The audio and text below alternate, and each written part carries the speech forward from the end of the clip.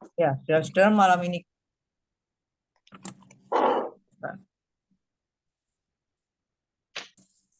kita akan melihat pelajaran untuk minggu ke-18 dari Yohanes 21 ayat 1 sampai 14.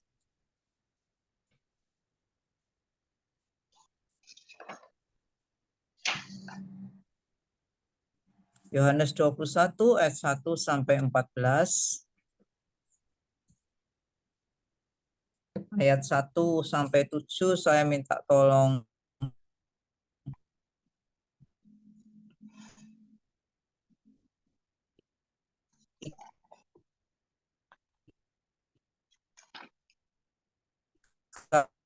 untuk baca ayat 1. Oh, maaf Bu, putus. Tadi siapa yang suruh baca? Ika Oh benar ya saya ya. Oke, sampai 7. Iya. sampai 1 sampai 7 Bu ya. 21, Yohanes 21 ayat 1 sampai 7. Yesus menampakkan diri kepada murid-muridnya di pantai Danau Tiberias. Kemudian Yesus menampakkan diri lagi kepada murid-muridnya di pantai Danau Tiberias dan ia menampakkan diri sebagai berikut. Di pantai itu berkumpul Simon Petrus, Thomas yang disebut Didimus, Nathanael dari Kana yang di Galilea, anak-anak Zebedeus, dan 2 orang muridnya yang lain. Kata Simon Petrus kepada mereka, "Aku pergi menangkap ikan." Kata mereka kepadanya, "Kami pergi juga dengan engkau." Mereka berangkat lalu naik ke perahu, tetapi malam itu mereka tidak menangkap apa-apa. Ketika hari mulai siang, Yesus berdiri di pantai. Akan tetapi murid-murid itu tidak tahu bahwa itu adalah Yesus. Kata Yesus kepada mereka, "Hai anak-anak, apakah kamu mempunyai lauk pauk?" Jawab mereka, "Tidak ada." Maka kata Yesus kepada mereka, "Tebarkanlah jalamu di sebelah kanan perahu, maka akan kamu peroleh." Lalu mereka menebarkannya dan mereka tidak dapat menariknya lagi karena banyaknya ikan. Maka murid yang dikasihi Yesus itu berkata kepada Petrus, "Itu Tuhan." Ketika Petrus mendengar bahwa itu adalah Tuhan, maka ia mengenakan pakaiannya sebab ia tidak berpakaian, lalu terjun ke dalam danau. Ya, Silvani 8 sampai 14.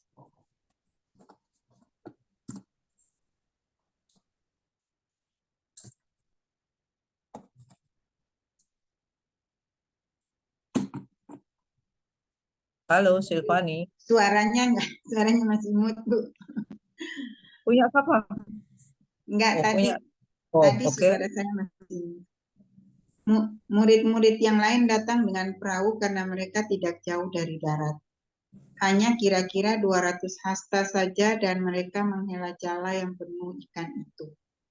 Ketika mereka tiba di darat, mereka melihat api arang dan di atasnya ada ikan dan roti. Kata Yesus kepada mereka, "Bawalah beberapa ikan yang baru kamu tangkap itu."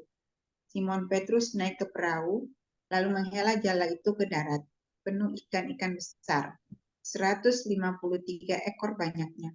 Dan sungguh pun sebanyak itu jala itu tidak koyak. Kata Yesus kepada mereka, "Marilah dan sarapanlah." Tidak ada di antara murid-murid itu yang berani bertanya kepadanya, "Siapakah engkau?" Sebab mereka tahu bahwa ia adalah Tuhan. Yesus maju ke depan mengambil roti dan memberikannya kepada mereka. Demikian juga ikan itu. Itulah ketiga kalinya Yesus menampakkan diri kepada murid-muridnya sesudah ia bangkit dari antara orang mati. Iya, terima kasih. Ya. Nah, saudara-saudara, penampakan Yesus di Danau Galilea atau Danau Tiberias itu sudah dikatakan sebelum kematian Tuhan Yesus. Itu dari Matius 26 ayat 32. Ya, jadi sebelum dia mati, itu sudah dikatakan dulu di Matius 26 ayat 32, dan kemudian sesudah dia bangkit, Matius 28 ayat 10.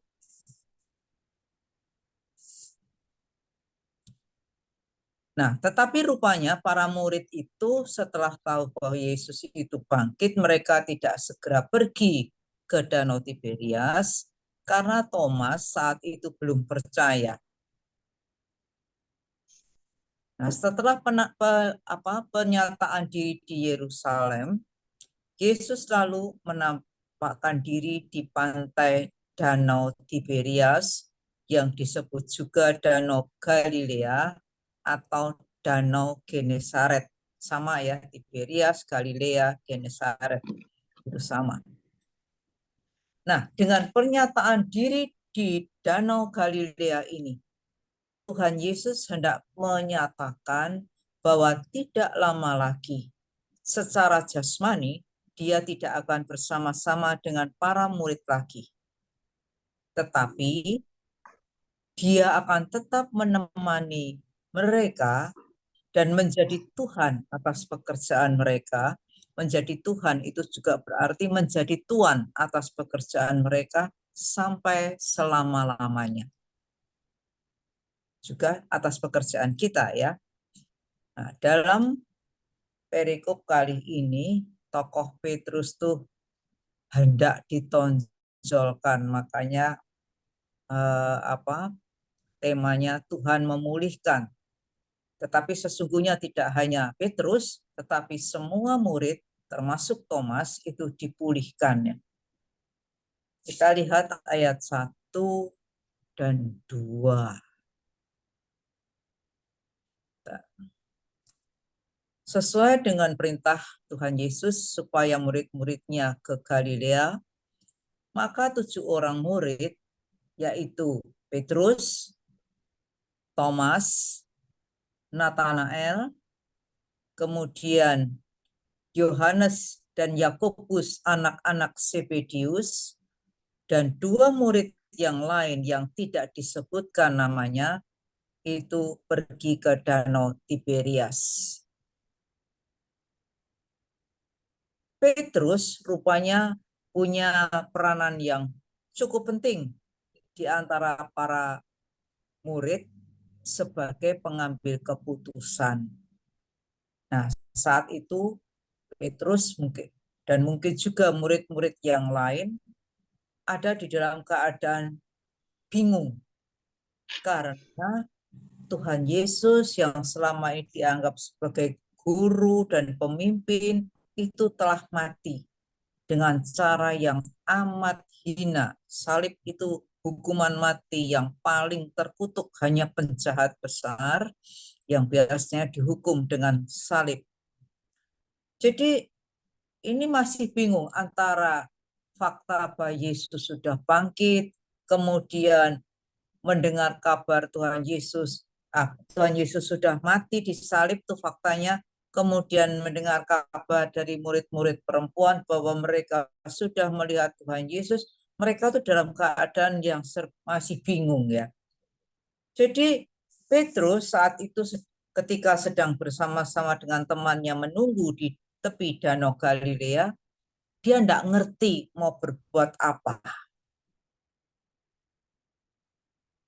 Dia tidak tahu bagaimana saya itu harus melanjutkan kehidupan dengan cara seperti apa, kecuali kembali ke pekerjaannya semula, yaitu sebagai nelayan. Nah, kenapa dia merasa gelisah? Ya, di dalam kondisi yang bingung tadi ya, si Petrus ini tidak bisa berdiam diri. Dia contoh orang yang tidak betah diem. Harus melakukan sesuatu, entah apa, apalagi lagi bingung ya, lagi stres mungkin. Nah, dia bernostalgia. Lalu dia memikirkan, dulu saya adalah seorang nelayan. Hanya itu pekerjaan yang dia kenal dan dia pahami. Jadi, udahlah, aku mau nangkap ikan. Dengan mau bekerja, sesungguhnya Petrus itu hendak meredam rasa gelisahnya. Kalau kita sedang gelisah, kita diam, merenung, ngamut, tambah bingung ya, tambah nggak enak. Jadi rasanya, aduh, saya perlu nelpon orang nih, saya mau ngobrol aja supaya lupa, atau saya mau melakukan ini, mau itu, saya mau apalah. Yang ibu-ibu mungkin aku mau bikin kue, aku mau masak dan sebagainya, supaya rasa gelisah tadi bisa diredam. Dia gelisah bukan hanya karena dia tidak tahu mesti berbuat apa, tapi yang paling utama Petrus dihantui dengan rasa guilty ya, guilty feeling, merasa bersalah karena dia sudah menyangkali gurunya, Tuhannya sampai 3 kali. 3 itu dianggap angka yang sempurna. Jadi kalau menyangkalinya masih 1 kali, ya oke lah, anggap aja dia ya kepepet atau tapi sampai 3 kali. Berarti dia sungguh-sungguh bersumpah bahwa dia tidak kenal Tuhan. Fatal ya untuk seorang murid yang dikatakan murid yang dikasihi, murid inti. Murid intinya dari Tuhan Yesus itu adalah Petrus, Yohanes, dan Yakobus. Nah, teman-temannya rupanya setuju dengan Petrus ini ya. Jadi lalu mereka memakai salah satu perahu dari milik Yohanes dan Yakobus dan mereka pergi menangkap ikan. Sampai malam mereka bekerja keras, melempar jala, nariknya berulang kali, tapi hasilnya 0. 0. Bukan cuma ya dapat ikan kecil-kecil, enggak, sama sekali tidak ada ikan yang ditangkap. Padahal mereka adalah nelayan yang mahir, berpengalaman. Jadi timbul perasaan tidak berdaya. Ya ampun, ini sebagai murid udah kehilangan pemimpin, kehilangan guru, sekarang kembali ke pekerjaan lama yang dulu sangat dikuasai pun ternyata mereka tidak berhasil. Saudara-saudara, kita mungkin di antara kita mungkin bisa memahami ya perasaan seperti ini. Tetapi di sini hendak saya katakan ya bahwa hal seperti ini ternyata merupakan salah satu bentuk pengajaran dari Tuhan Yesus yang hendak mengajarkan kepada mereka bahwa tanpa peran serta Tuhan Yesus, mereka tidak dapat melakukan apa-apa untuk kerajaan Allah. Ya, jadi kadang-kadang kalau kita sampai gagal, padahal rasanya sudah persiapan setengah mati untuk bercerita, lah sampai saatnya mau cerita kok jadi ngeblank atau mungkin ada ini ya gangguan listrik atau gangguan apa sehingga mungkin video atau cerita yang sudah kita siapkan semuanya buyar. Kita merasa gagal. Tapi saudara-saudara, itu sesungguhnya adalah salah satu bentuk pengalaman juga sekaligus pengajaran yang mesti kita alami supaya kita tuh tahu bahwa semahir apapun kita tetap selalu membutuhkan bimbingan atau pertolongan dari Tuhan Yesus ya. Itu merupakan fakta yang benar-benar harus kita ingat. Nah, di ayat yang keempat, saat hari mulai siang, katakan Yesus berdiri di pantai. Datangnya dari mana nggak tahu, dia sudah berada di sana, dan anehnya murid-murid itu tidak tahu bahwa itu adalah Yesus. Kok bisa ya? Kalau saudara punya pasangan atau teman baik, udah 3 tahun lebih, nah paling enggak sosoknya itu saudara sudah hafal. Kalau kelihatan dari jauh pun sudah tahu atau kelihatan separuh wajahnya saja di foto. Oh ini Silvani, saya tahu. Oh ini Adi, saya hafal. Tapi mereka tidak mengenali Tuhan Yesus. Nah, apa artinya bahwa Yesus berdiri di pantai tanpa diketahui oleh murid-muridnya? Yang pertama, Tuhan Yesus itu sebenarnya ada di dekat mereka. Ya, jadi ketika mereka berkumpul di situ, dan mereka belum melihat Tuhan Yesus, sesungguhnya Tuhan Yesus itu ada di dekat mereka. Kita tidak boleh lupa setelah kebangkitannya, Tuhan Yesus itu hadir dalam bentuk yang ini ya, yang berbeda. Dulu seperti manusia biasa, sekarang dia tiba-tiba bisa hadir di dalam ruang yang tertutup. Yang kedua, berarti Tuhan Yesus melihat pekerjaan mereka yang berat. Bagaimana mereka berusaha mati-matian untuk menjala, menarik sepanjang malam, tetapi hasilnya tidak ada. Tuhan Yesus memahami kelelahan dan rasa gagal mereka. Yang ketiga, kenyataan bahwa Yesus sudah berdiri di pantai itu berarti Yesus ikut berjaga dengan mereka di sepanjang malam. Tanpa mereka sadari, Yesus ikut berjaga bersama mereka. Ya, jadi kenapa mereka tidak mengenali Tuhan Yesus? Karena mereka belum terbiasa dengan cara kehadiran Yesus yang baru. Ya, bisa tiba-tiba hadir. Ayat 5 dan 6. Oleh karena mereka tidak mengenali Dia, Tuhan Yesus selalu berinisiatif untuk lebih dulu menyapa. Hai anak-anak, adakah kamu mempunyai lauk pauk?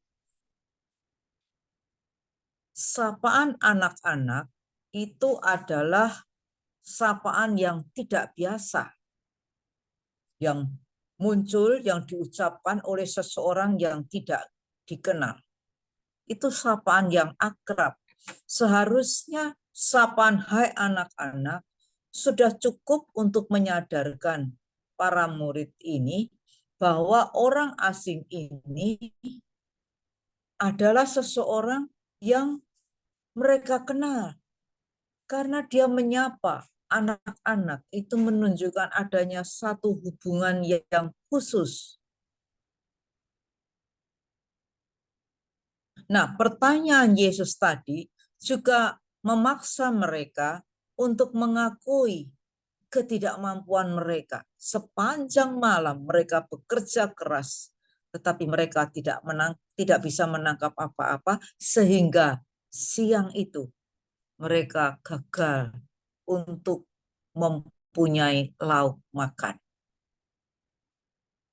Orang-orang saat itu makannya hanya roti dan ikan bakar. Jadi Tuhan Yesus selalu mengambil alih pimpinan. Dia mengatakan, tebarkanlah jalamu di sebelah kanan perahu, maka akan kamu peroleh. Saudara-saudara, saya nggak tahu bagaimana pengalaman saudara dulu ketika sekolah minggu, tetapi dulu ketika saya sekolah minggu, sempat ada guru yang cerita, iya biasanya kalau jala itu ditebar di sebelah kiri, nggak di sebelah kanan. Jadi karena mereka terbiasa di kiri ya kiri, terus ternyata nggak dapat apa-apa. Maka sekarang disuruh tebarkan jala di sebelah kanan. Janjinya akan kamu peroleh. Satu hal tidak biasa disuruh oleh Tuhan Yesus, itu guru sekolah bilang begitu, tapi tidak mengatakan begitu. Jadi saya yakin para murid itu sudah tebarkan jala di kiri, di kanan, mungkin berulang-ulang, tetapi hasilnya tetap nol. Namun sekarang ketika Yesus yang menyuruh dan mereka mau taat, yang didapat adalah luar biasa. Jala itu menangkap banyak sekali ikan sehingga dikatakan mereka tidak dapat menariknya lagi. 7 orang tidak bisa menarik jala yang sudah penuh dengan ikan.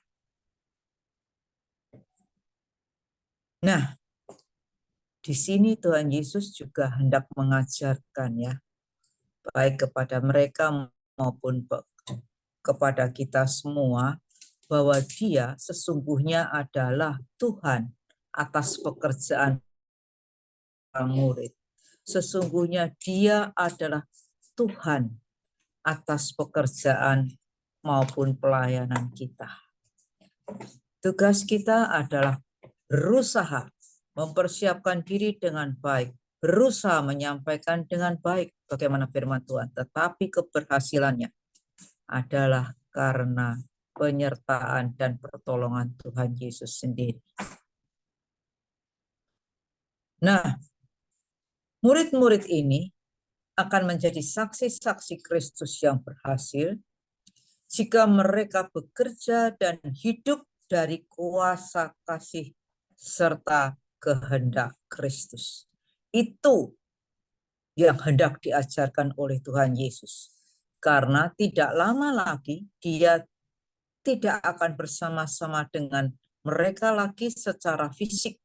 Jadi mereka perlu belajar bahwa mereka hanya bisa berhasil kalau mereka bekerja dan hidup dari kasih, kuasa, dan berkat Tuhan. Ayat yang ke-7 dikatakan di sini, maka murid yang dikasihi Yesus itu berkata kepada Petrus. Siapa murid yang dikasihi? Saudara masih ingat?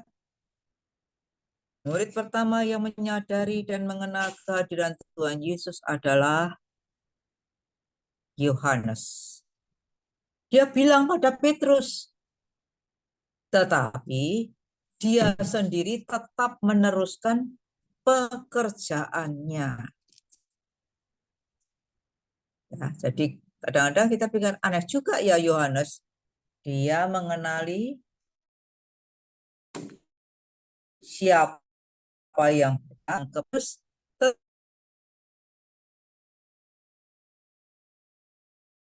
tetapi itu yang segera bereaksi ya. Dia mengenakan pakaiannya, sebab dia tidak berpakaian, bukan berarti Petrus itu tidak memakai pakaian, tetapi kita tidak boleh lupa ya, orang-orang Yahudi itu biasanya memakai baju itu ada berlapis-lapis, ada jubah yang pendek. Nah, jubah yang pendek dipakai, mungkin pendek ya, seperti kalau kita pakai celana pendek begitu ya, nanti dilapisi dengan jubah yang panjang. Nah, Petrus masih ingat untuk mengenakan jubahnya, lalu dia terjun ke dalam danau. Petrus di sini ya, yang pertama kali beraksi ya, reaksi terhadap sapaan maupun pemberitahuan dari Yohanes. Nah, kenapa Petrus? Ya, saudara-saudara, setiap kita, setiap murid Tuhan Yesus itu punya karakter yang berbeda-beda. Petrus itu orang yang spontan. Kalau Yesus ngomong apa, yang paling cepat menjawabkan Petrus, biasanya begitu. Ketika Tuhan Yesus ditangkap di Taman Getsemane, siapa yang ngambil belati? Petrus. Dia orang yang cepat, spontan bereaksi, beraksi, kadang-kadang terburu nafsu, nggak pakai dipikir panjang. Nah itu dia pakai jubah lalu terjun. Nah, kalau kita mungkin ya biar aja pakai jubah pendek dulu, nanti jubahnya yang panjang kita bawa sehingga nanti sampai di pantai kan nggak basah baru dipakai. Tapi ya Petrus seperti itu, dia menghargai Tuhannya ya. Nah, murid-murid yang lain lalu ikut menuju ke pantai dengan perahu mereka. Jarak mereka dengan pantai itu tidak jauh, dikatakan kira-kira cuma 200 hasta. Itu kira-kira 100 meter. Nah, mereka menyeret dala yang penuh ikan tadi yang tidak bisa mereka angkat ke dalam perahu, di belakang perahu mereka, diseret aja. Ayat 9 dan 10. Nah, ketika mereka tiba di darat, di pantai, mereka melihat bahwa di pantai itu sudah ada api arang dan di atasnya ada ikan dan roti. Loh, dari mana? Tuhan Yesus tadi menanyakan atau meminta lauk kepada mereka. Tetapi ternyata dia sudah punya semua yang dibutuhkan. Tidak hanya untuk dirinya sendiri, tetapi juga untuk mereka semua. Artinya apa? Artinya saat ketika dia membutuhkan sesuatu, sebenarnya dia tidak perlu dilayani oleh manusia. Ya, jadi kalau Tuhan memanggil kita sebagai pelayan-pelayannya, sesungguhnya saudara-saudara, dia itu tidak butuh. Dia tidak butuh. Sesungguhnya kita yang membutuhkan. Ya, jadi jangan sampai kebalik pengertian ini. Oh, Tuhan Yesus membutuhkan saya untuk jadi guru sekolah minggu. Oh, Tuhan Yesus membutuhkan saya untuk berkhotbah. Enggak. Tetapi sesungguhnya kita yang membutuhkan supaya dipakai oleh Tuhan. Saudara bisa merasakan hal ini atau tidak? Kalau saya, karena usia saya sudah 73, ya, saat pensiun kan, saya merasakan itu. Jadi rasanya, loh, umur segini, udah nggak kepake lagi ya rasanya ya. Rasanya kok enggak enak. Sesungguhnya saya yang butuh, karena apa? Loh saya merasa, loh saya masih bisa kok kalau disuruh sedikit-sedikit gitulah, sesuai dengan tenaga saya yang mau enggak mau ya memang berkurang kalau dibandingkan dengan masa muda, tetapi saya yang butuh. Dan ketika ada gereja atau komisi yang mau minta, baru terasa itu. Duh, senengnya bukan main. Ternyata saya masih berguna ya. Jadi ini adalah fakta, saudara. Jangan sekali-sekali kita, oh ya toh, sekolah minggu kalau enggak ada aku, ambruk dah. Mungkin waktu muda saya mungkin pernah kepikiran seperti itu juga ya. Tapi kebenaran firman Tuhan itu harus saya amini sekarang. Sungguhnya kita yang butuh, bukan Tuhan Yesus. Nah, saudara-saudara, namun ini ya, namun sekali lagi kita lihat keindahannya. Namun ketika para murid tadi membawa ikan yang sudah mereka tangkap, Tuhan Yesus mengatakan begini, bawalah beberapa ikan yang baru kamu tangkap itu. Kita yang membaca sekarang tahu, sebenarnya yang nangkap bukan mereka. Yesus yang mengisi jala itu dengan ikan. Mereka hanya menebarkan saja sesuai dengan perintah Tuhan Yesus, tetapi Tuhan Yesuslah yang membuat jala itu penuh dengan ikan. Namun yang dikatakan oleh Tuhan Yesus adalah, bawalah beberapa ikan yang baru kamu tangkap itu. Berarti apa? Yesus itu menghargai pekerjaan yang mereka lakukan di bawah pimpinannya itu. Ya.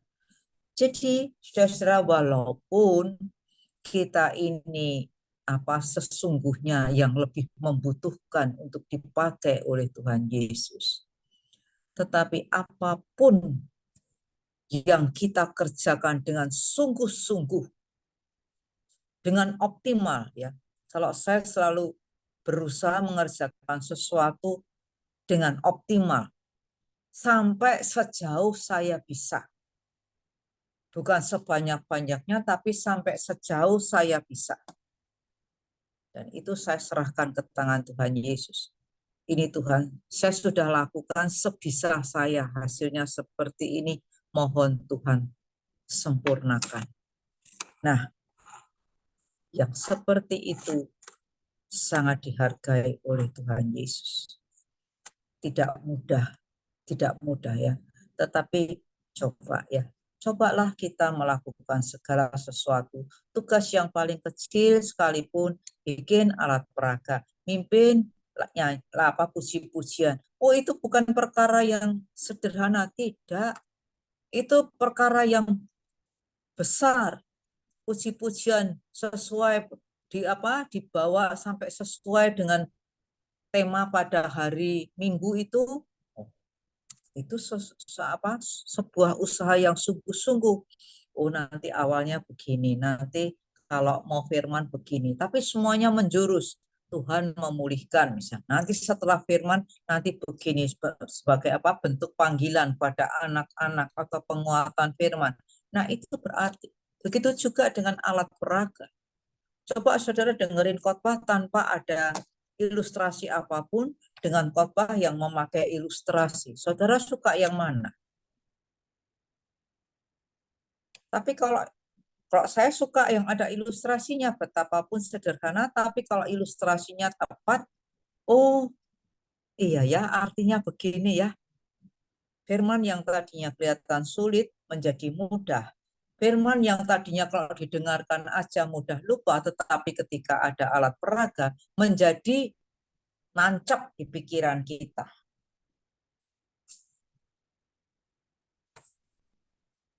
Itu yang hendak disampaikan di sini. Nah, saudara-saudara, itu tadi saya sudah sampaikan ya. Sekarang ini yang ayat yang ke-11.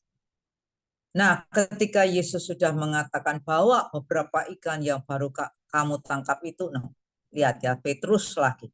Simon Petrus naik ke perahu lalu menghela jala itu ke darat. Cek kuate. Tadi bertujuh nggak kuat. Sekarang Simon sendirian kuat.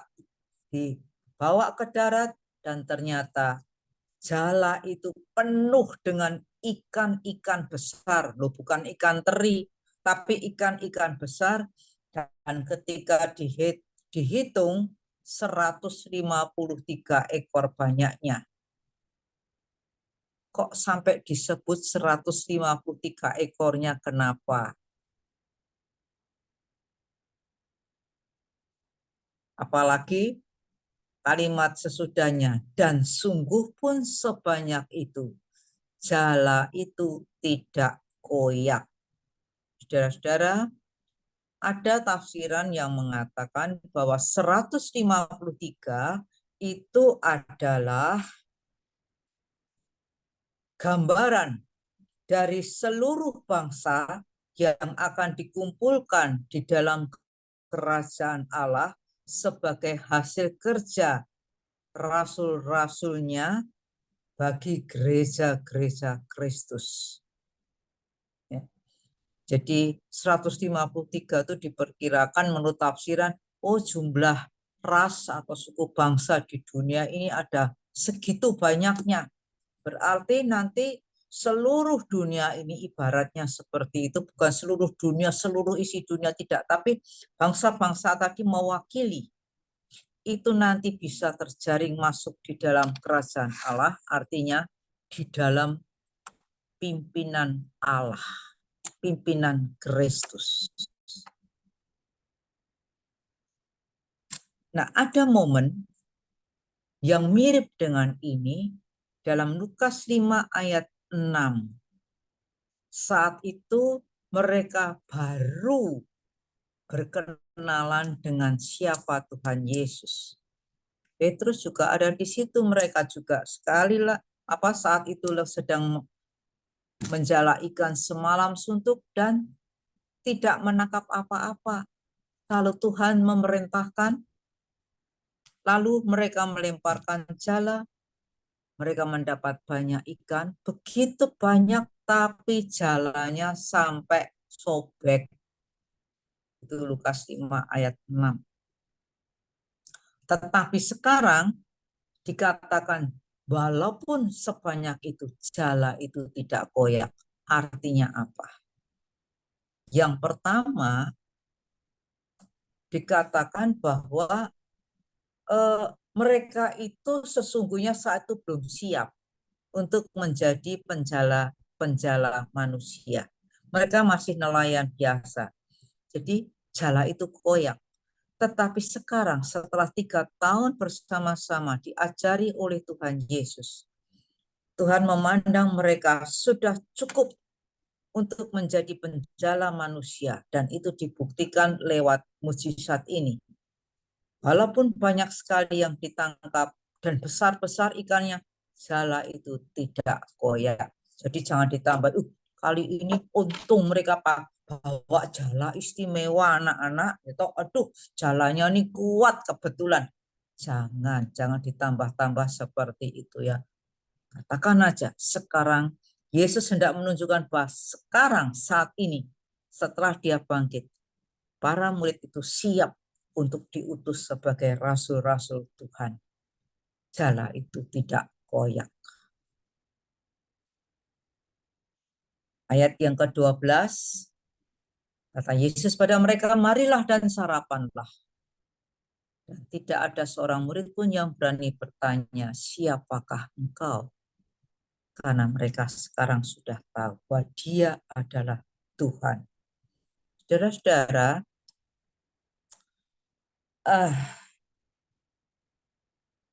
kita lihat di sini ya. Mereka lelah karena sepanjang malam mereka bekerja keras. Lalu yang menyediakan makanan itu adalah Tuhan Yesus. Dia yang membagi-bagikan roti dan ikan sama seperti dulu. Ya, ayat 13. Yesus maju ke depan, mengambil roti dan memberikannya kepada mereka. Demikian juga ikan itu. Jadi momen ini pun dipakai oleh Tuhan Yesus untuk mengingatkan mereka bahwa dia adalah Tuhan yang sama, guru yang sama dengan dulu sebelum dia mati. Bahwa roti dan ikan itu juga adalah roti dan ikan yang sesungguhnya. Bukan roti dan ikan dari surga, tidak, tetapi roti dan ikan yang betul-betul dari bumi ini. Itu yang hendak ditegaskan oleh Tuhan Yesus. Makanan biasa. Dia yang mengutus, dia yang mengatur pekerjaan mereka, dia juga yang menjamu mereka saat mereka lelah. Ini merupakan sebuah penghiburan buat kita ya. Ada saatnya kita mungkin capek ya jadi guru sekolah minggu. Arek-arek lo cek nakal kali. Lo saya udah siap setengah mati. Mereka kok ngobrol sendiri. Lo mereka kok main-main sendiri. Lo kok nggak diperhatikan. Lo kok seperti saya nggak dihargai. Tidak, saudara-saudara. Saya yakin ya. Asal setiap kita melakukan tugas kita dengan sebaik-baiknya, dengan optimal, saya mengatakan bukan maksimal ya, dengan optimal sejauh kita bisa, dengan sepenuh hati, dengan penuh sukacita, itu pasti mendatangkan berkat. Tidak hanya bagi anak-anak, tidak hanya bagi para pendengar, tetapi juga bagi kita sendiri yang kelihatannya sedang berbagi. Kita sendiri merasakan sukacita yang luar biasa. Nah, kita mendapat jaminan ya, bahwa pemulihan Tuhan Yesus bagi para murid termasuk kita, itu sifatnya holistik. Tubuh, jiwa, dan spiritualitas kita itu dijamu, dipelihara oleh Tuhan. Setelah kita lelah melakukan tugas yang Dia perintahkan, kita mendapat pemulihan secara holistik.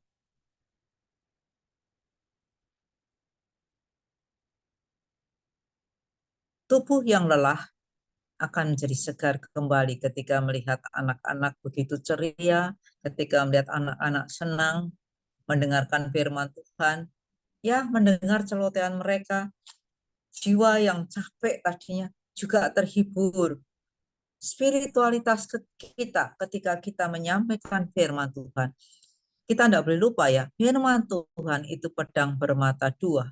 Ketika kita mengajarkannya pada anak-anak, ketika saya mengkhotbahkannya pada jemaat, sesungguhnya saya sudah berkhotbah untuk diri saya sendiri. Sesungguhnya saudara sudah mengajar pada diri saudara sendiri. Nah, kalau saya berkali-kali mengalami, kalau saya harus menyampaikan sebuah tema tertentu, saya biasanya harus mengalami dulu. Ini payahnya dalam tanda kutip. Kalau temanya itu kelihatannya berat, ya yang dialami itu berat.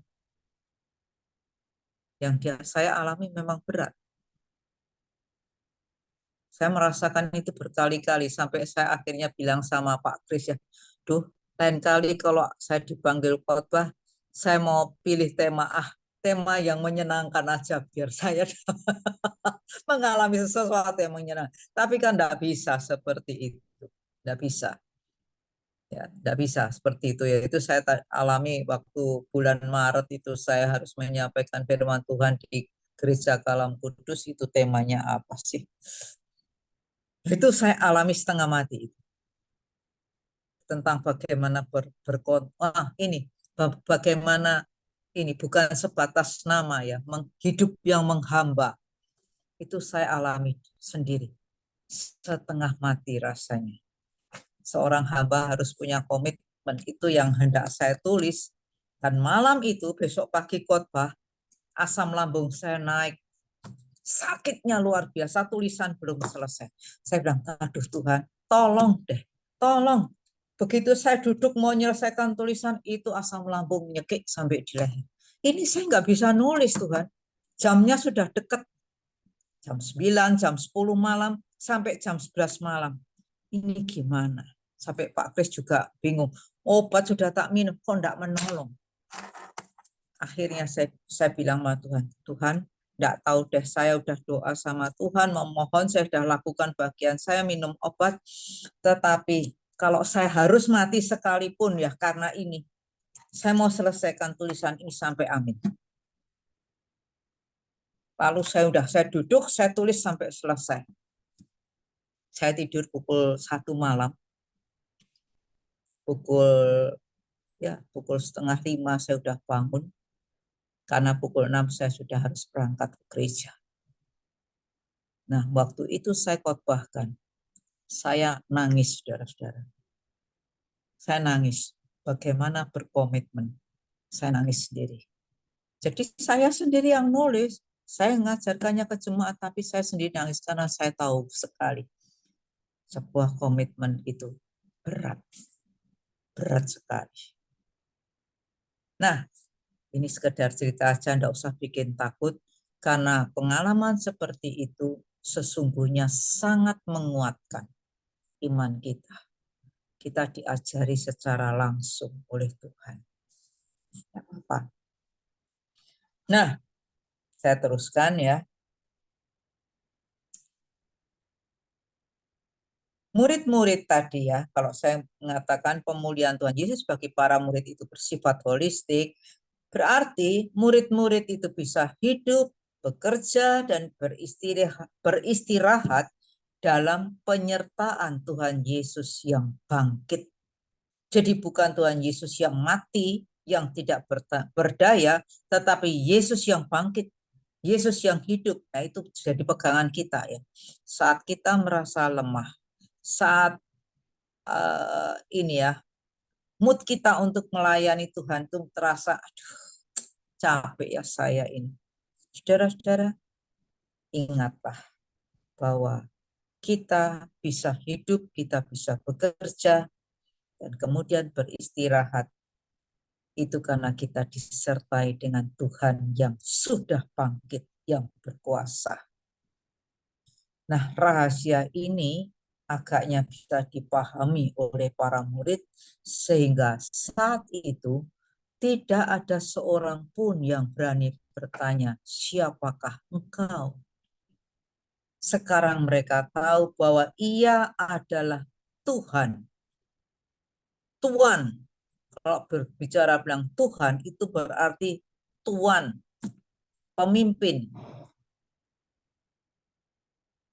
Nah, itu adalah dikatakan di sini ketiga kalinya Yesus menampakkan diri kepada para muridnya. Saudara-saudara, tentang pengertian bahwa Dia adalah Tuhan, itu juga yang merupakan rahasia kekuatan dan penghiburan para murid dalam tugas-tugas mereka di kemudian hari. Mereka maju sebagai rasul, tidak sendirian, tapi dalam terang kasih Kristus. Nah, pemulihan yang dilakukan oleh Tuhan Yesus ini berdampak besar, tidak hanya bagi Petrus, tapi juga bagi murid-murid yang lain. Kelak, mereka akan dan berdampak. Ya, tidak hanya setia, tapi tidak terus berdampak. Ajarkan apa bukan sebagai pelayanan itu dampak yang baik dengan saudara, dengan di bawah yang saudara ajarkan selama ini pada anak-anak itu bukan cerita, bukan, tapi akan berdampak. Ya, akan membekali mereka. Siapa tahu salah satu atau mungkin entah salah 10 atau berapa banyak di antara mereka kelak akan menjadi hamba-hamba Tuhan, akan menjadi pendeta mungkin, akan menjadi dosen teologi mungkin, bisa menjadi apapun, memimpin bangsa mungkin, kita tidak pernah tahu. Kita tidak pernah tahu. Tetapi ketika kita melakukan bagian kita yang kecil, Tuhan menyempurnakan, itu akan mendatangkan dampak yang besar.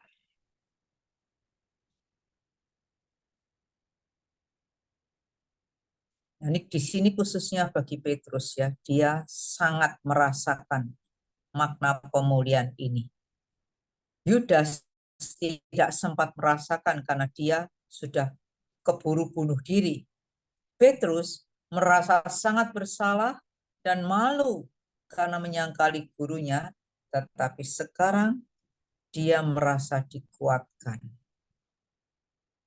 Apalagi ketika dia ingat ya, kalau ngomong besar, oh Tuhan, masuk penjara sekalipun, mati pun aku rela demi Tuhan. Enggak taunya kalau orang surah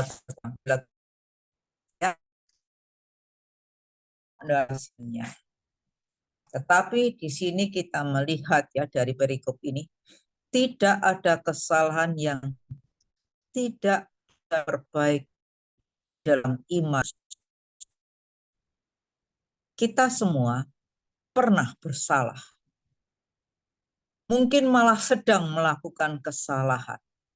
Tetapi saudara-saudara, tidak ada kesalahan yang tidak bisa diperbaiki. Jadi jangan tenggelam di dalam frustrasi karena aduh aku melakukan kesalahan yang fatal nih.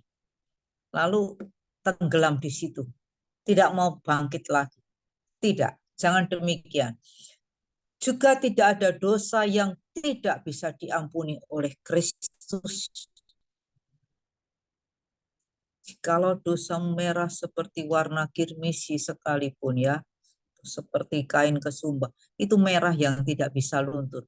Toh bisa dibuat menjadi putih seperti salju, seputih bulu domba. Nah, dari kisah ini, saudara-saudara, apa yang hendak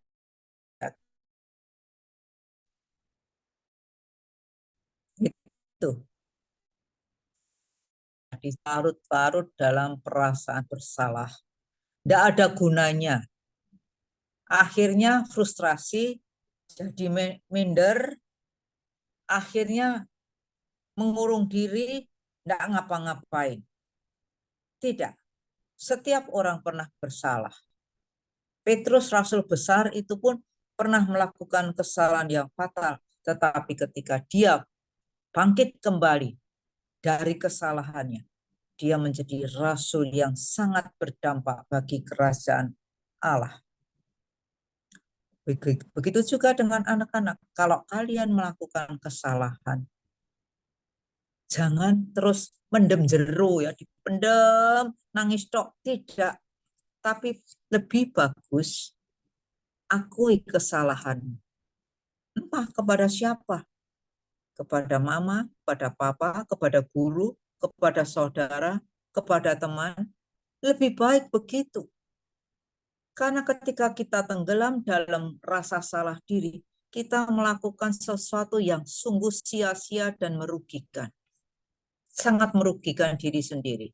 Tetapi ketika kita mau mengaku salah, mau minta maaf, oh dampaknya itu besar bagi orang lain, juga bagi diri sendiri. Tidak frustasi lagi, tapi merasa lega. Roma 6 ayat 13c, coba kita lihat ya. Roma 6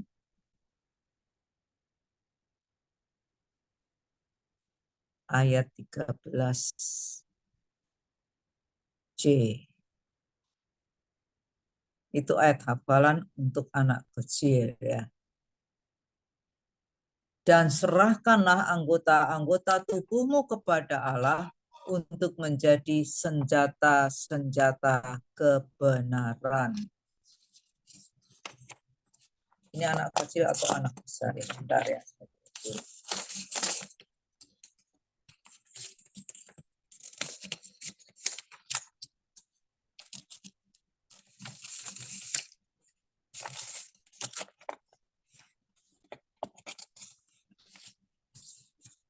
Saya punya dua ayat hafalan, yang satunya itu 1 Yohanes 1 ayat 9. Yang ini, serahkanlah anggota-anggota tubuhmu kepada Allah untuk menjadi senjata kebenaran, senjata-senjata kebenaran. Artinya, kita diberi anggota tubuh yang lengkap oleh Tuhan, termasuk mata, mulut, tangan, kaki. Serahkan pada Tuhan, karena sesungguhnya itu milik Tuhan, bukan milik kita, untuk menjadi senjata kebenaran. Mulut ini dipakai untuk mengucapkan kebenaran. Tangan ini untuk melakukan kebenaran. Kaki ini dipakai untuk pergi, di mana kita diutus oleh Tuhan. Itu namanya senjata kebenaran. Nah, yang ayat yang satunya lagi, itu dari 1 Yohanes 1 ayat 9. 1 Yohanes 1 ayat 9. Ini rasanya untuk anak besar cocok ya. Jika kita mengaku dosa kita, maka Ia, yaitu Tuhan, adalah setia dan adil, sehingga Ia akan mengampuni segala dosa kita dan menyucikan kita dari segala kejahatan. Memangnya kalau kita tidak ngaku, Tuhan tidak tahu? Tahu pasti, tidak ada yang tersembunyi bagi Allah. Tetapi ketika kita mau mengaku dosa, ya, berarti kita mau mengaku di hadapan Tuhan, oh Tuhan, saya ini loh Tuhan, saya pikir diri saya ini sudah baik, ternyata saya ini punya salahnya kok besar begini Tuhan. Tapi saudara-saudara, tidak ada dosa yang tidak bisa diampuni oleh Kristus. Kalau kita mau mengakuinya, dikatakan Dia adalah setia dan adil, sehingga Ia akan mengampuni segala dosa kita. Segala, tidak ada perkecualian. Dan menyucikan kita dari segala kejahatan. Menyucikan bukan berarti kita jadi orang suci, tetapi dianggap kesalahan itu sudah dibersihkan. Itu artinya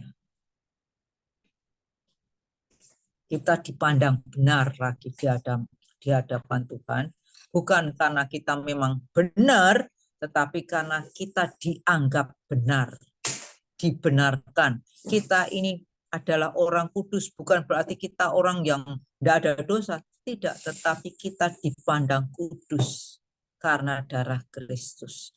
Kudus berarti disisihkan dari orang lain, diistimewakan untuk Tuhan, dikhususkan untuk Tuhan. Oke, ada pertanyaan enggak?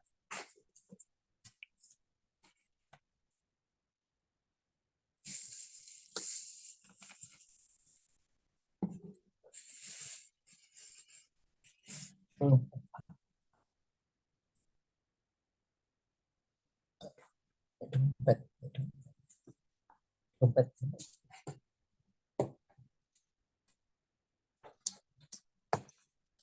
Pertanyaan? Ada dompet.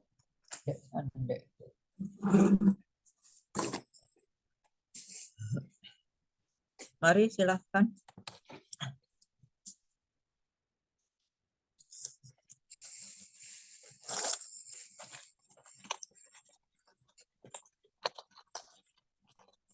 Siapa yang mau tanya atau menambahkan sesuatu?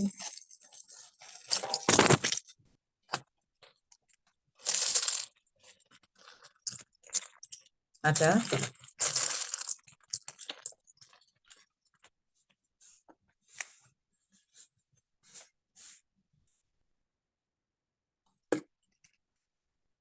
Bu, saya mau pastikan aja. Berarti kan waktu murid-muridnya itu pas lagi pertama kali itu kan mereka lihat Yesus, mereka tidak kenal sebenarnya, maksudnya tidak mengenali. Tapi pada saat Tuhan Yesus memerintahkan mereka untuk lempar jala, tetap mereka nurut. Ya. Berarti seharusnya mereka sudah ada feeling dong, Bu. Kalau misalnya benar-benar orang tidak dikenal sama sekali kan ya ngapain aku nurut gitu kan mestinya.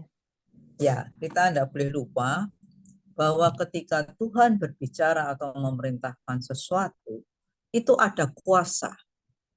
Jadi dia tidak cuma sekedar ngomong, tetapi di dalam perintahnya itu ada kuasa yang membuat mereka untuk mau taat. Tapi itu bukan paksaan ya. Tapi ada sesuatu yang beda. Kalau saya bilang, Ika, tolong begini. Nah, saya nggak tahu, mungkin ada pengaruh sesuatu yang membuat Ika mau melakukan. Tapi itu bukan paksaan, Ika bisa juga menolak. Nah, perintah Tuhan Yesus itu seperti itu. Atau bisa juga mereka lalu ingat bahwa kata-kata yang serupa pernah diucapkan oleh Tuhan Yesus saat di awal mereka masih menjadi nelayan. Seperti diingatkan lagi. Ya, jadi memori itu seperti disegarkan kembali. Oh iya ya, dulu kata-kata seperti ini pernah saya dengar. Itu yang mungkin membuat Yohanes, murid yang paling dekat dengan Tuhan Yesus, itu lalu bilang, itu Tuhan. Tidak semua murid yang, berapa tadi saya katakan 7 ya, itu ngerti kalau itu Tuhan Yesus. Hanya murid-murid tertentu yang dekat dengan Tuhan bisa tahu ada sesuatu yang khas. Nah, jadi itu loh sebabnya mengapa kita itu perlu punya pengenalan yang makin dekat dan makin dekat dengan Tuhan itu di situ. Sehingga ketika kita mendengar sesuatu, kita lalu diingatkan lagi, oh iya ya, dulu Tuhan pernah ngajari saya ini. Ketika kita mengalami sesuatu yang mungkin tidak enak, kita lalu, iya saya juga pernah mengalami ini. Dan saat itu saya dikuatkan begini. Nah, memori seperti itu yang mungkin berulang-ulang terjadi dalam hidup kita, itu merupakan cara Tuhan untuk mengajar kita, supaya kita itu makin pinter ya, dalam mengenali. Kenapa kok diajari bolak-balik? Ya kalau saya bilang ya karena dulu ndak lulus-lulus lewat pengalaman yang ndak enak itu, ya kita kadang-kadang alami. Ini pengalaman ndak enak kok bolak-balik sama. Ngapain ya?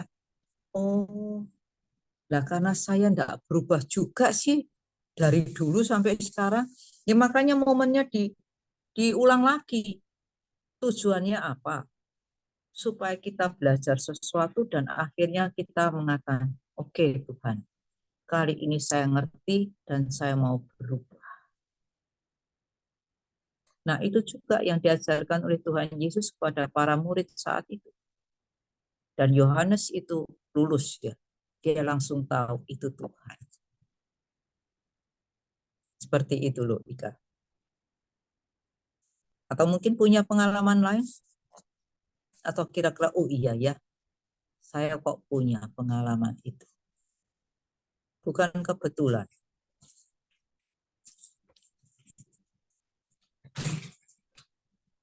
Bisa dipahami atau mungkin masih penasaran? Kok bisa ya?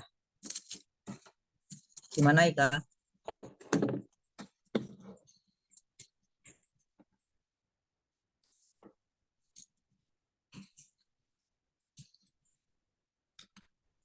Halo, suara saya didengar ya?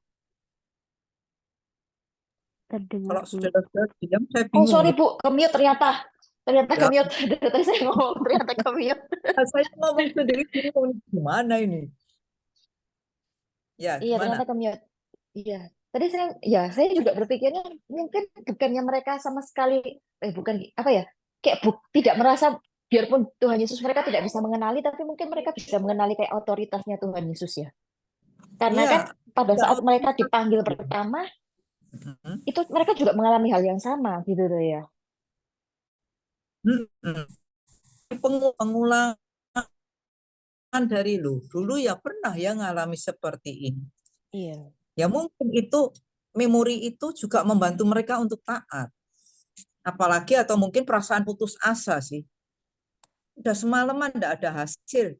Lah kalau mereka ngotot, aduh, ngelempar jala ke kanan itu sudah 100 kali rasanya nggak dapet. Tapi mungkin juga mereka mikir, apa sih ruginya kalau sekali ini saya lempar lagi. Seperti yang dia perintahkan, orang itu perintahkan. Nggak ada ruginya kan?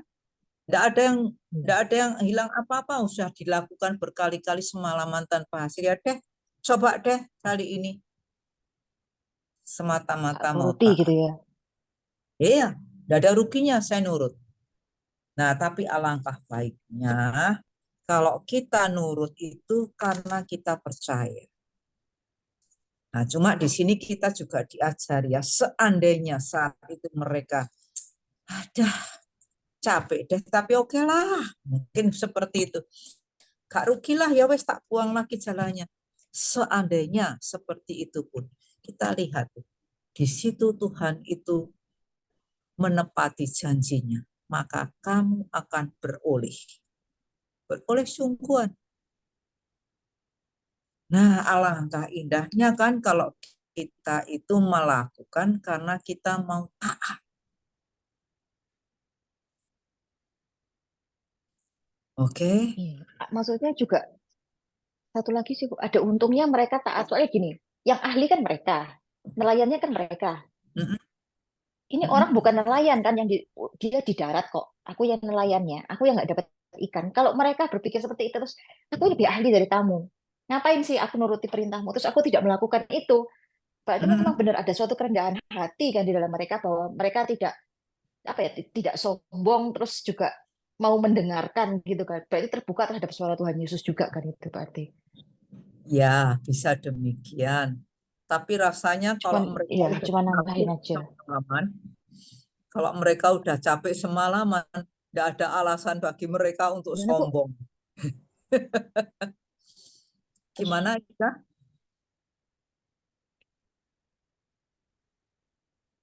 Halo? Halo Bu, sorry Bu, Ya. ini putus-putus kayaknya tempat saya. Ya, kalau mereka dalam kondisi yang sudah lelah, ngantuk, capek, putus asa, rasanya nggak ada alasan untuk bersombong diri. Nggak ada. Mereka melempar lagi karena putus asa, ya deh. Saya mikirnya malah sebaliknya, Bu. Kalau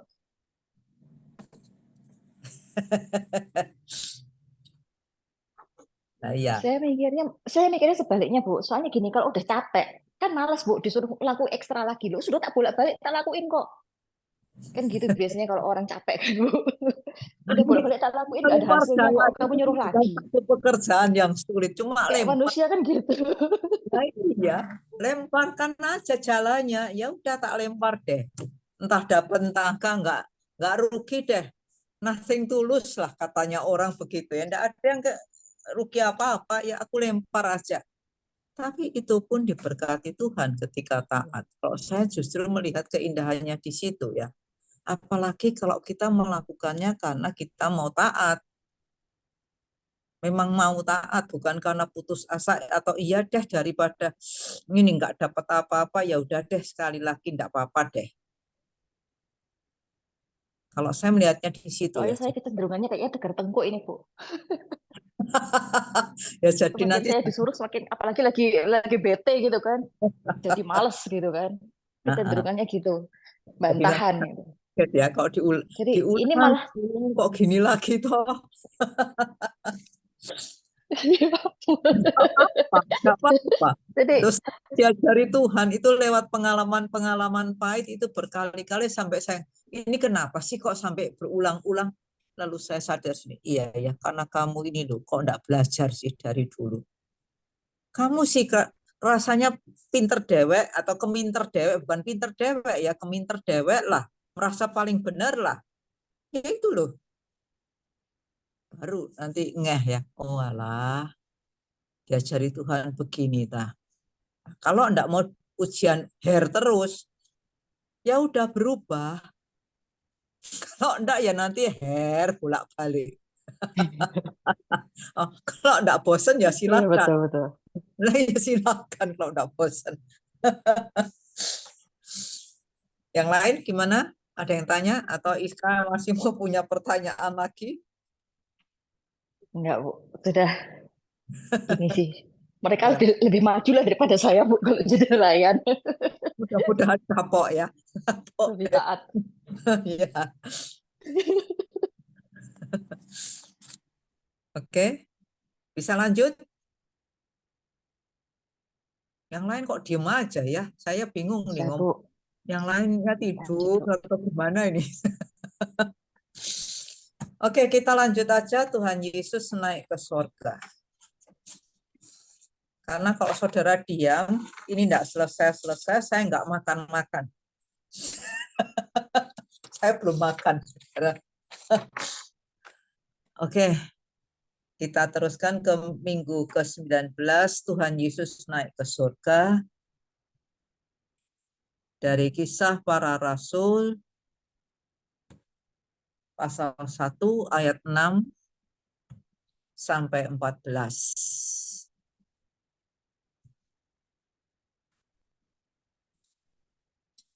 6 sampai 14. Nah, saya kok kepingin tahu siapa sih di sini yang saya belum pernah dengar ya. Sebentar.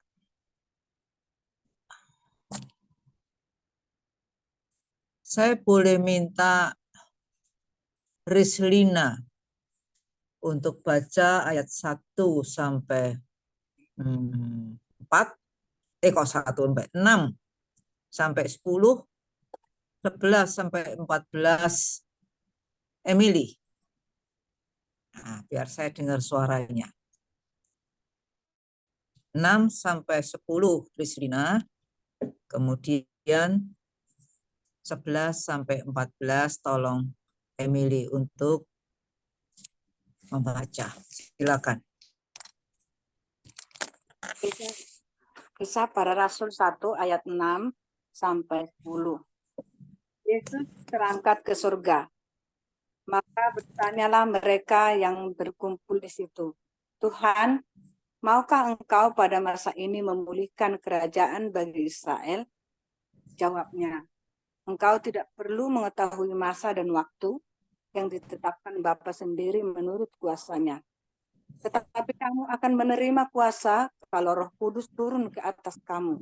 Dan kamu akan menjadi saksi-saksiku di Yerusalem dan di seluruh Yudea dan di Samaria dan sampai ke ujung bumi. Sesudah ia mengatakan demikian, terangkatlah ia disaksikan oleh mereka, dan awan menutupinya dari pandangan mereka. Ketika mereka sedang menatap ke langit, waktu ia naik itu, tiba-tiba berdirilah 2 orang yang berpakaian putih dekat mereka. Ya, ayat berikutnya Emily.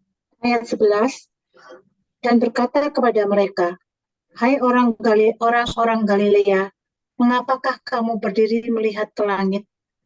Yesus ini yang terangkat ke surga, meninggalkan kamu, akan datang kembali dengan cara yang sama seperti kamu melihat dia naik ke surga. Ayat 12, maka kembalilah rasul-rasul itu ke Yerusalem dari bukit yang disebut Bukit Zaitun, yang hanya seperjalanan sabat jauhnya dari Yerusalem. Setelah mereka tiba di kota, naiklah mereka ke ruang atas, tempat mereka menumpang.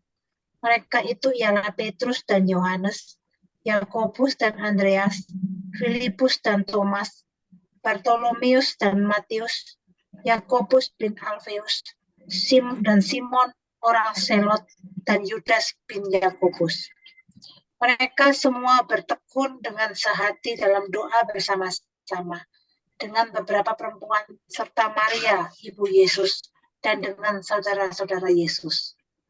Ya, saya beri penjelasan sedikit sebelum masuk ayat 6 ya. Kitab Kisah Para Rasul itu berisi tentang perjalanan dan pelayanan dari para rasul setelah Tuhan Yesus naik ke sorga. Rasul itu adalah orang yang diutus Allah. Utusan Allah. Penulisnya adalah Lukas, seorang tabib. Dan kitab Kisah Para Rasul ini merupakan satu rangkaian dengan Injil Lukas yang juga ditulis oleh Dr. Lukas ya. Ditujukan kepada Theophilus, seorang pembesar Romawi. Lukas 1 ayat 1, Kisah Para Rasul 1 ayat 1. Nah, kalau dalam bahasa yang mudah, jadi baik Injil Lukas maupun Kisah Para Rasul itu ditulis untuk orang-orang non-Yahudi. Kita gampangnya bilang orang-orang kafir, tapi sebutan itu tidak enak ya, dibilang kafir itu tidak enak, tapi orang-orang non-Yahudi.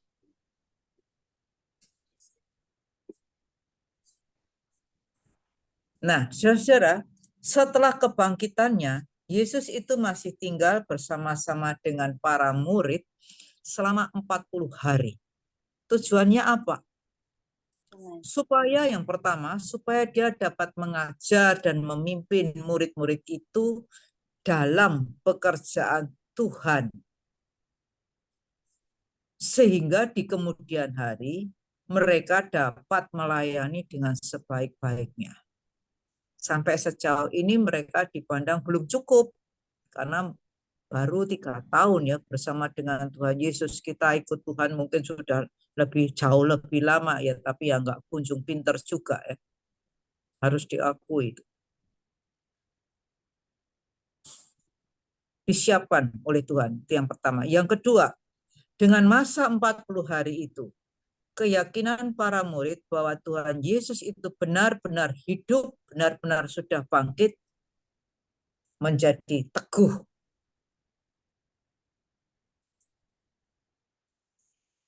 Nggak goyah lagi, benar tah dia hidup. Jangan-jangan cuma ilusi, jangan-jangan cuma cerita bohong, enggak ya, tapi benar-benar dia benar-benar sudah hidup.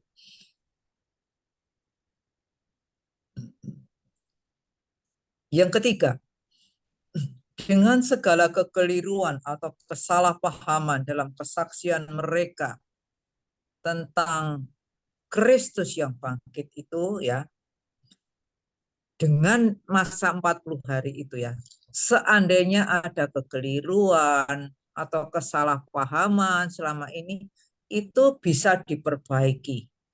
Atau kalau mereka belum melakukan kesalahan, itu bisa dihindari. Jadi masa 40 hari itu penting.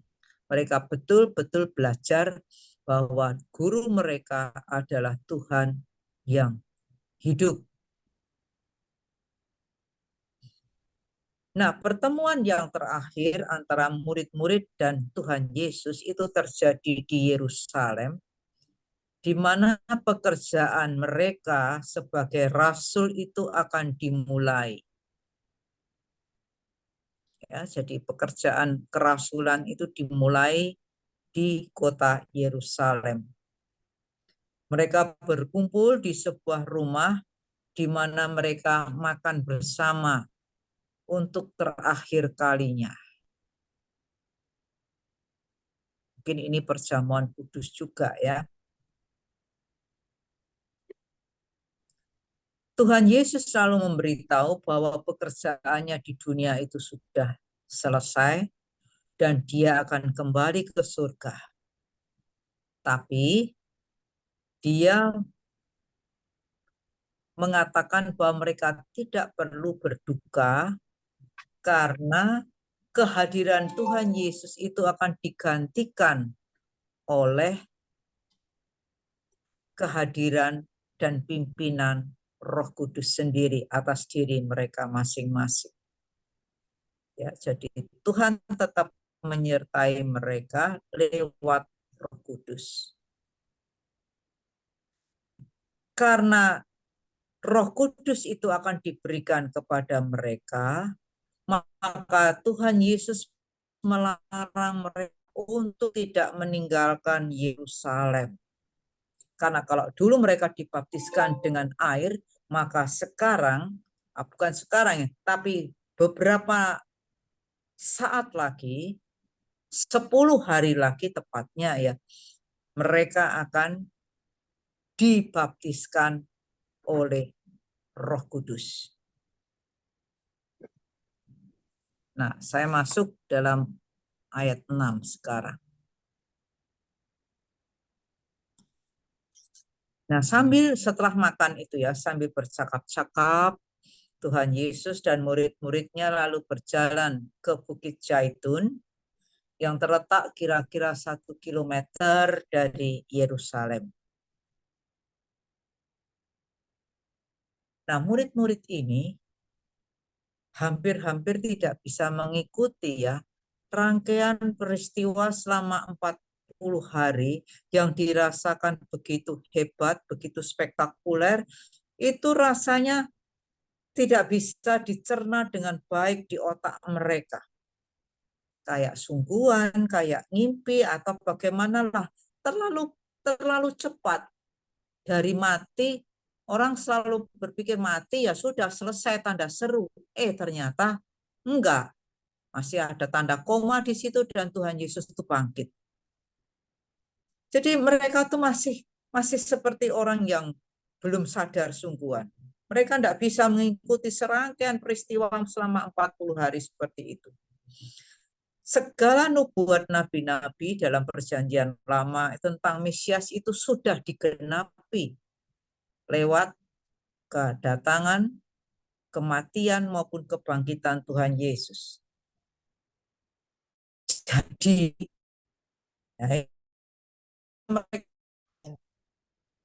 dalam ayat 6 ini mereka tanya, Tuhan, maukah Engkau pada masa ini memulihkan kerajaan bagi Israel?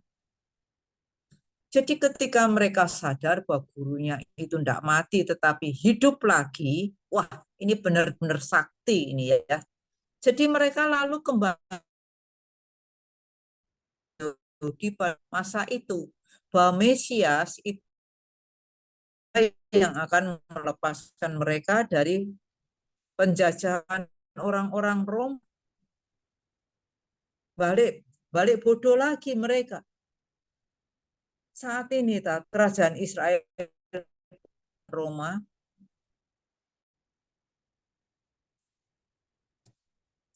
Saudara-saudara, ya, ternyata Tuhan Yesus itu di sini berlaku bijak, ya. Dia tidak menegur, dia tidak memarahi, langsung dia hanya mengatakan, engkau masa dan waktu yang ditetapkan Bapa sendiri menurut kuasanya. Dengan kata lain, Tuhan Yesus hendak mengatakan itu bukan urusanmu. Itu adalah urusan dari Tuhan Allah sendiri. Dia sudah menetapkan, dia punya waktu sendiri. Kamu tidak usah ikut campur tentang hal itu. Yang jadi urusanmu ini, ayat 8, tetapi kamu akan menerima kuasa kalau Roh Kudus turun ke atas kamu. Dan kamu akan menjadi saksiku di Yerusalem dan di seluruh Yudea dan Samaria sampai ke ujung bumi. Nah, itu yang paling penting yang perlu kamu pikirkan. Roh Allah, Roh Kudus itu akan diam dan bekerja dalam hidup kalian sehingga kamu semua dimampukan untuk memberitakan kabar baik atau Injil Yesus Kristus. Dari mana? Dari orang-orang Yahudi, yaitu dari Yerusalem, dari lingkungan yang paling dekat, sampai di seluruh Yudea, lingkaran yang lebih luas. Samaria, itu orang-orang non-Yahudi, bangsa campuran.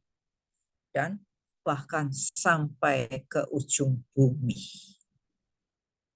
Pada orang-orang seluruh dunia ini. Jadi saudara, di sini kita lihat ya, bahwa janji Allah kepada dari keturunannya seluruh bangsa dapat itu digenapi. Keturunan Abraham, bapak orang beriman, seluruh bangsa akan mendapat berkat. Kita juga termasuk di dalam sini.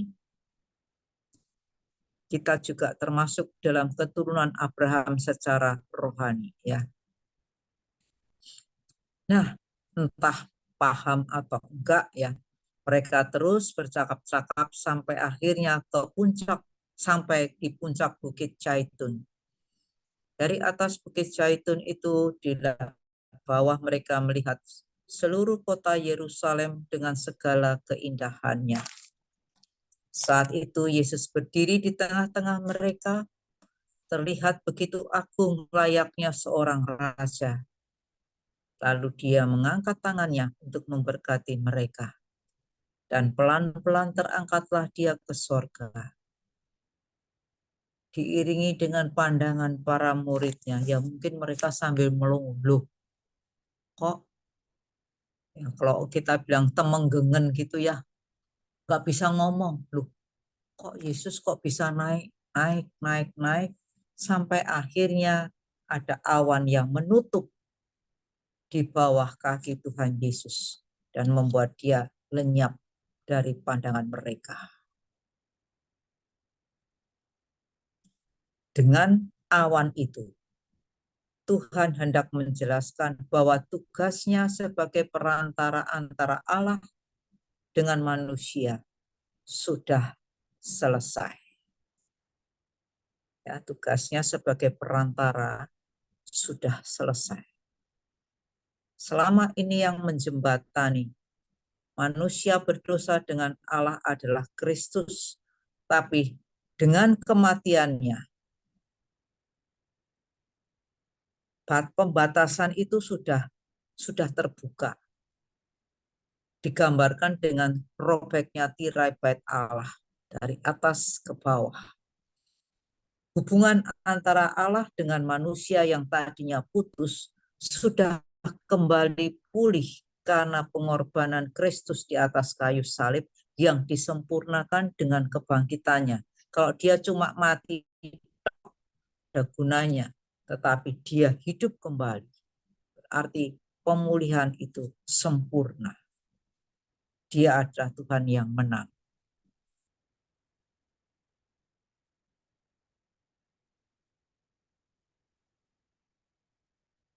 Nah, saudara-saudara, saya membayangkan di ayat 10 ya, 11 murid ini semua menatap ke langit, melongo aja mereka. Sampai Yesus sudah nggak kelihatan, mereka masih melongo.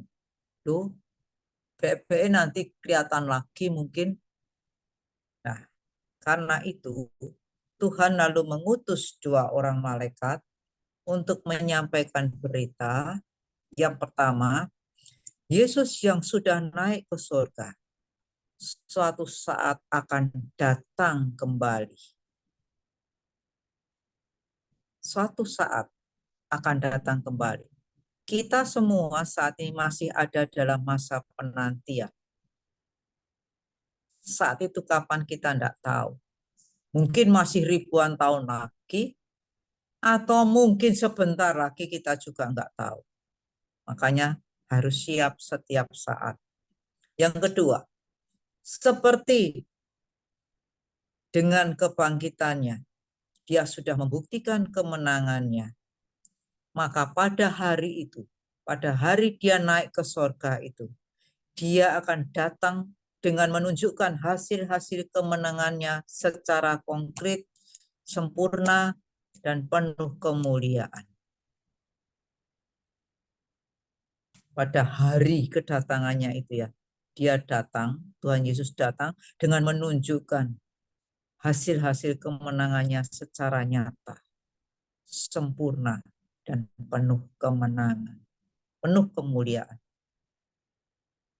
Nah, sambil menantikan hari H tersebut, hari kedatangan Yesus yang kedua itu, murid-murid itu tidak boleh berlama-lama di Bukit Zaitun sambil terus memandang ke atas. Sebaliknya mereka harus turun dari bukit, memandang ke bumi untuk menyaksikan segala sesuatu yang sudah mereka dengar dan lihat.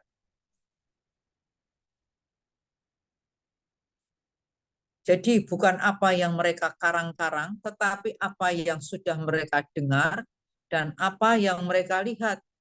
Bukan persepsi mereka sendiri, tetapi seperti yang Yesus ajarkan, seperti yang Yesus sudah berikan, yang mereka dengarkan, dan seperti yang sudah mereka saksikan.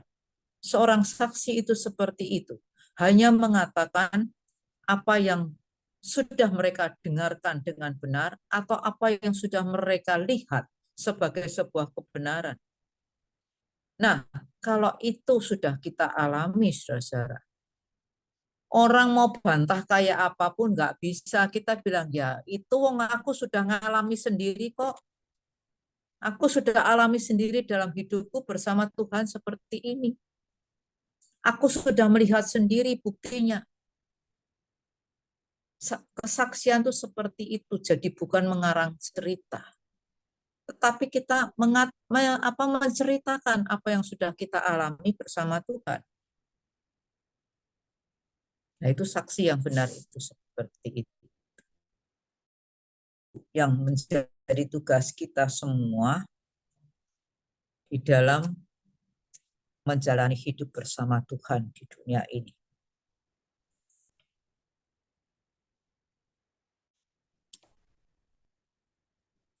Jadi ayat 11 kan jelas ya. Hai orang-orang Galilea, mengapa kamu berdiri melihat ke langit? Yesus ini yang terangkat ke surga meninggalkan kamu akan datang kembali dengan cara yang sama seperti kamu melihat dia naik ke surga. Nah, itu cara Yesus datang kembali ke dunia ini sama seperti dengan saat dia naik ke surga. Dia akan turun dari surga ke bumi. Nah, jadi kalau ada teologi pengangkatan dan sebagainya ya coba saudara pahami ayat ini ya. Jelas dia Yesus yang terangkat ke surga meninggalkan kamu akan datang kembali dengan cara yang sama seperti kamu melihat dia naik ke surga.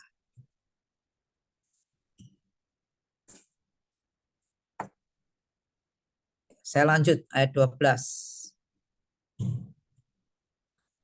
Maka kembalilah rasul-rasul itu ke Yerusalem dari bukit yang disebut Zaitun yang hanya seperjalanan sabat jauhnya dari Yerusalem. Jadi imam-imam sudah bikin peraturan ya, apa perjalanan yang boleh dilakukan pada hari Sabat itu sekian kilometer aja. Nah, ini karena jaraknya dekat. Katakan tadi tidak sampai 1 kilometer ya jarak antara Yerusalem ke Bukit Zaitun, itu jarak yang diperbolehkan menurut hukum para imam. Nah, setelah tiba di kota, setelah tiba di Yerusalem, naiklah mereka ke ruang atas. Jadi rupanya mereka punya sebuah rumah di mana mereka menumpang. Dikatakan mereka naik ke ruang atas. Apa artinya? Rumah orang Yahudi itu atapnya rata. Di atas atap itu biasanya ada ruang lagi, dan di pinggir, di luar tembok rumah itu ada anak tangga. Nah, rumah itu bisa saja kepunyaan orang lain. Mereka cuma nyewa atasnya.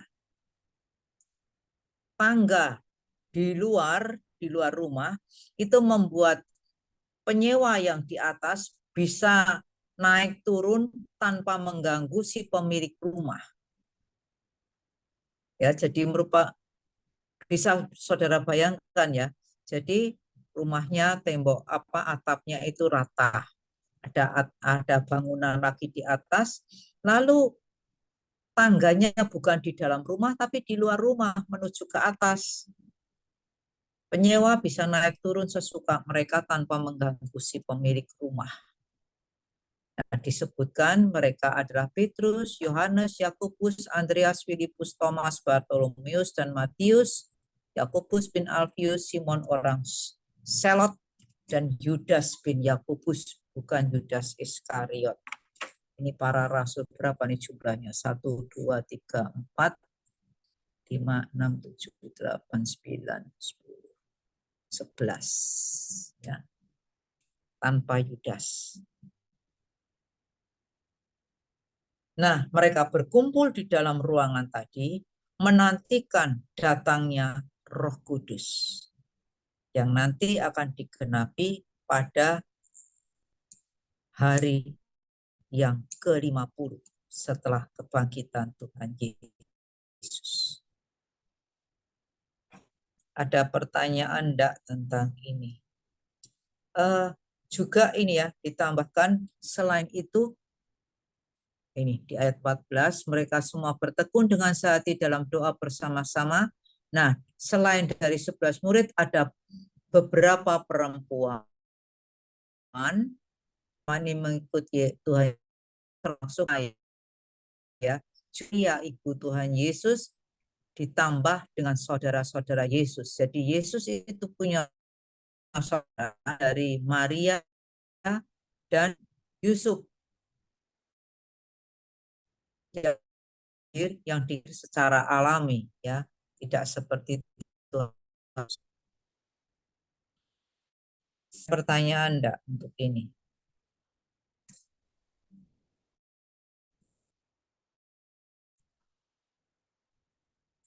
Mau bertanya tolong segera saja. Atau yang mau menanggapi silahkan. Untuk ayat hafalan saya kasih dulu ya, daripada nanti saudara tanya lagi. Untuk anak kecil, Kisah Para Rasul 1 ayat 8b.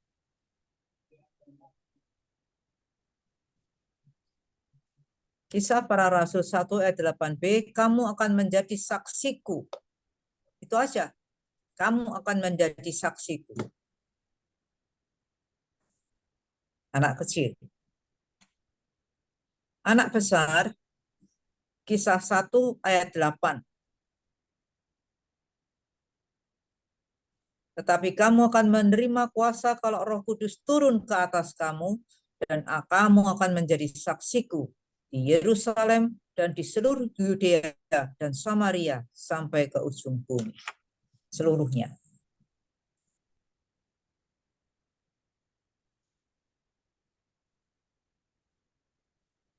Mari silahkan kalau ada pertanyaan atau tanggapan.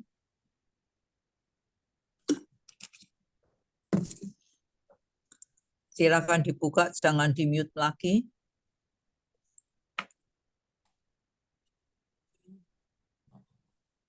Ibu, Ya, mungkin tadi kejelasannya Ibu sudah jelas. Cuman mau saya tanyakan kembali yang ayat 6 aja, Ibu.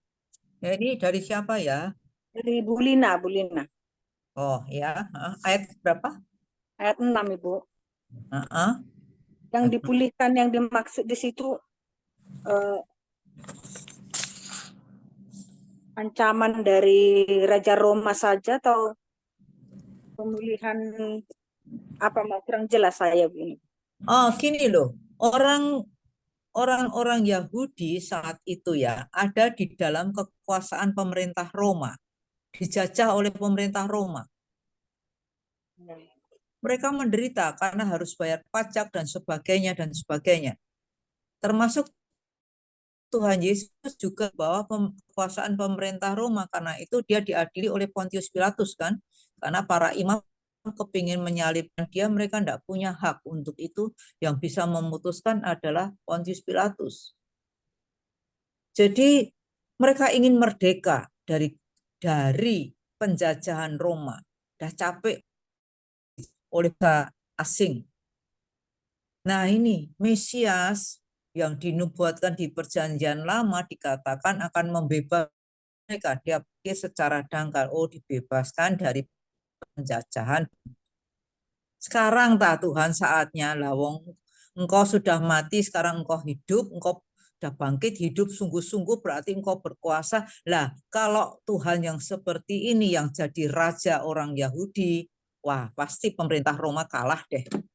Seperti itu pikiran mereka.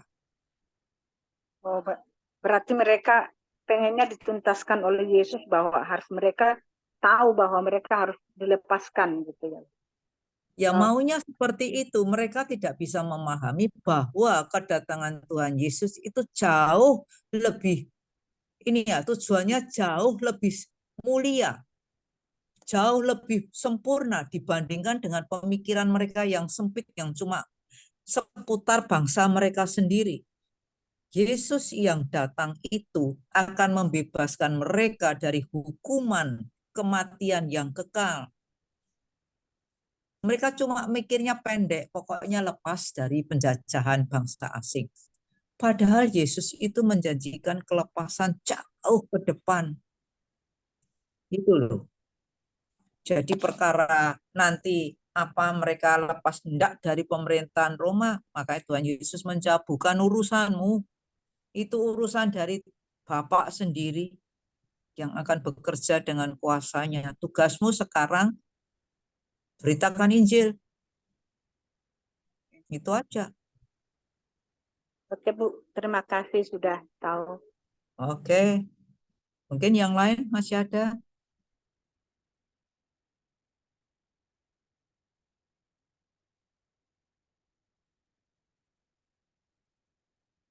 Adi, kok diem aja, Di? Udah jelas ya? Sudah Bu, sudah jelas. Yang lain oke juga?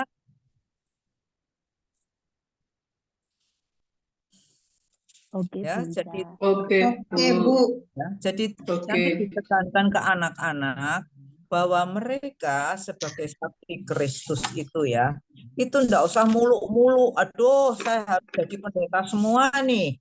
Bukan. Mulai aja sekarang menjadi saksi, cerita mungkin sama pembantu rumah tangga, ya toh, atau kepada papa mama yang mungkin belum percaya, atau kepada teman, cerita tentang apa yang mereka alami. Saya yakin ya anak-anak itu, kalau mereka anak-anak yang memang peka ya kehidupan rohaninya, mereka pasti mengalami sesuatu lah dengan Tuhan. Dan itu mereka bisa ceritakan kepada orang lain.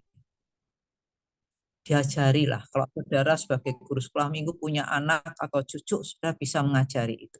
Ayo cerita, kamu mengalami apa? Oh ya, tadi ulangannya sulit, tapi karena aku nih berdoa, aku belajar sungguh-sungguh, kok bisa Tuhan kembali. Nah, seperti itu kan bisa diceritakan pada temannya. Jadi jangan nyontek, ayo belajar sungguh-sungguh. Itu menyaksikan sesuatu yang baik. Saya, saudara ya, jadi bersaksi itu dimulai, jangan kalau saya, jangan lupa ya, kamu jadi saksi yang baik, masuk sekolah teologi deh, siapa tahu jadi pendeta, kalau jadi dokter ya dokter yang baik. Enggak, mulai aja sekarang. Kita enggak pernah tahu loh. Umur hidup manusia masuk kita tahu. Kita enggak pernah tahu. Mulai sekarang. Betul kan? Nah, kalau sudah tidak ada pertanyaan, Adi deh tutup doa, Adi. Ya, Bu. Nah, doakan saya ya, saya pulang hari Jumat. Oh iya, pengobatan itu ya, Bu, mata ya, Bu ya. Saya pengobatan holistik, Di. Oh, Jadi bukan pengobatan mata toh, tapi saya ya memang kliniknya klinik holistik. oh iya. Itu klinik holistik. Jadi yang disembuhkan itu bukan hanya mata aja, tapi bisa ya seluruh tubuh begitu, tapi juga mentalnya, spiritualnya gimana, karena memang dasarnya Alkitab. Ya, saya baru belajar juga. Nanti kalau udah ngerti tak tulari ya. Siap, Ayo, Bu. Di. Ya. Mari kita berdoa. Bapak di surga, terima kasih buat persiapan kami malam hari ini, Tuhan. Tuhan sudah memimpin dan memberkati kami semua. Guru-guru boleh hadir walaupun melalui Zoom, tapi kami yakin dan percaya kami boleh menyerap firman Tuhan, kami boleh belajar, dan kami boleh menyampaikannya kepada anak-anak pada hari Minggu besok. Terima kasih Tuhan. Tuhan juga berkati untuk Bu Lisa, jagai dan Pak Kris yang ada di Jakarta dalam penyembuhan. Kiranya Tuhan yang turut bekerja dalam proses ini. Dan pada hari Jumat nanti, biarlah Bu Lisa dan Pak Kris boleh kembali ke Surabaya dengan tidak kekurangan suatu apapun. Terima kasih Tuhan, kami akan melanjutkan kehidupan kami. Kiranya Tuhan yang memimpin dan menyertai kami. Di dalam nama Tuhan Yesus kami berdoa dan mengucap syukur. Amin. Amin. Terima kasih ya, Adi. Terima kasih. Terima kasih, Bu Lisa. Bisa. Terima kasih. Bu. Ayo.